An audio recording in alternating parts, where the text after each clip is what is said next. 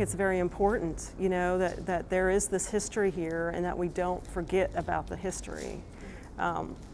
This happened in 1961, but there are things happening today in our world.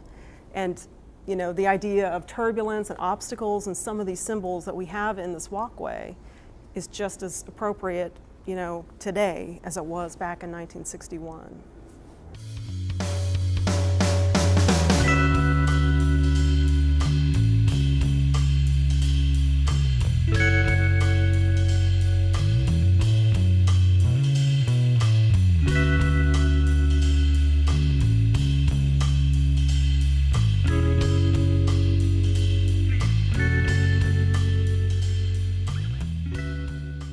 Well, I think most importantly, it acknowledges where Rock Hill has been, what it has gone through, what it continues to go through. We never imagined, you see, that this whole process of striving for, in terms of achieving freedom, that we have actually arrived there. It's an ongoing process. So I think it's important to acknowledge, you know, again, where we have been and where we are today, and our hopes for the future.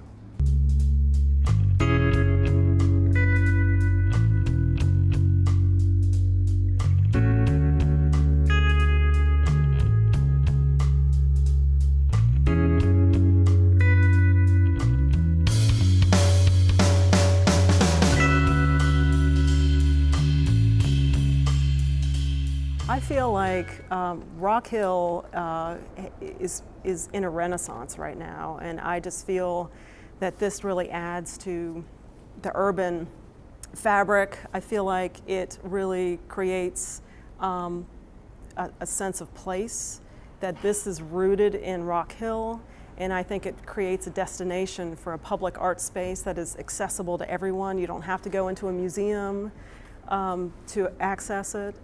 And I feel like it gives people hope because it's colorful, it's vibrant, it's dynamic. There's a lot going on here, and you know, there's a lot of people living downtown now, and I feel like it's just going to become a magnet for people and nightlife, and to have this renaissance of the downtown area. I'm Juan Logan. I'm a painter, sculptor, printmaker, and those kinds of things, and I make public art as well. Well, we can start with the heads of humanity. You know, the idea behind that was to really deal with the notion of all the people that participated in this process, this sort of long struggle for freedom, and those that were participating during that period. And so we have these heads, and they're in all manner of heads in terms of both scale and in color. And I think that's really, really important to make note of the fact that, you know, the participants, you know, sort of crossed over all those boundaries. You know, they were not limited to just to African Americans, that we all as a nation have been fighting for this, you know, a long, long time. And I think the struggle continues today. So when we were designing this during the conceptual phase, we wanted to include boulders. And we wanted to include boulders in addition to the seat walls as seating opportunities for people visiting the walkway. That pathway has always been cluttered, if you will, with many, many obstacles. And this was a way of representing that and talking about it. The thing that was also interesting was all of the many, many layers of paint that remained here. And we felt it was so important to leave that because it talked about the layers of history that this building represents. There was a Woolworth building here that I think that caught fire in the 30s.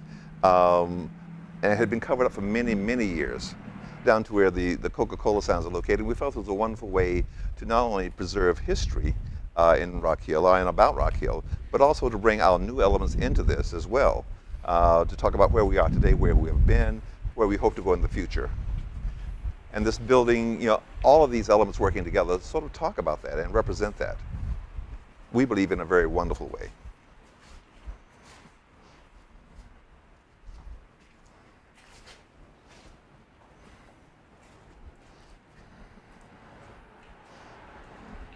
You know, above me is the word fatigue, and I always thought it was really interesting that was part of the signage already on the building, because can you imagine working, you know, struggling for freedom for 400 years plus? You know, and just how tired you would be after all those years. It just seems so appropriate.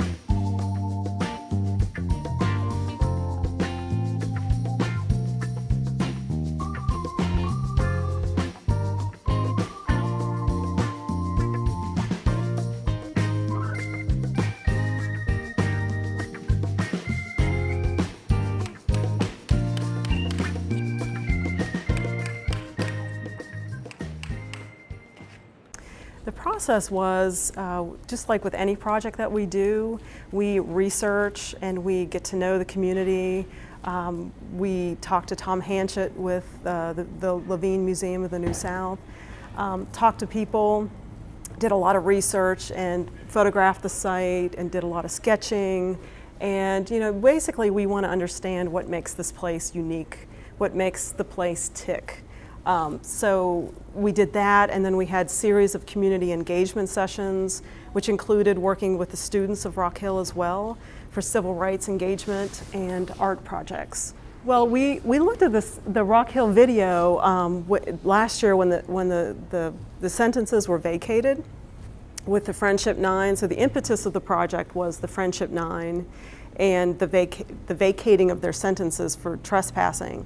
And so, we looked at the video where, the judge opened up the docket book, and the idea of opening up the book was the big idea for the walkway. And you can see the brick is flowing, and also the reference to the Catawba River, and you can see that kind of flowing through, throughout the site. And then we also have areas of the basket weave patterning, which was a reference to the tradition of the Catawba Indians and their tradition of basket weaving. We have symbols embedded throughout this walkway, so it's really a journey.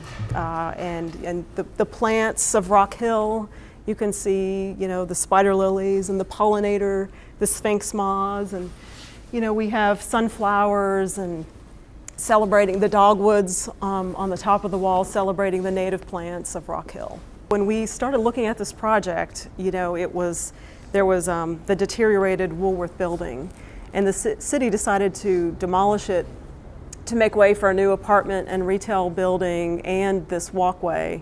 And we didn't even know about the advertisement. So that was kind of a discovery that when the building came down, we saw all this history. And so we decided that we wanted to preserve it and that our layer would eventually just become another layer of Rock Hill history.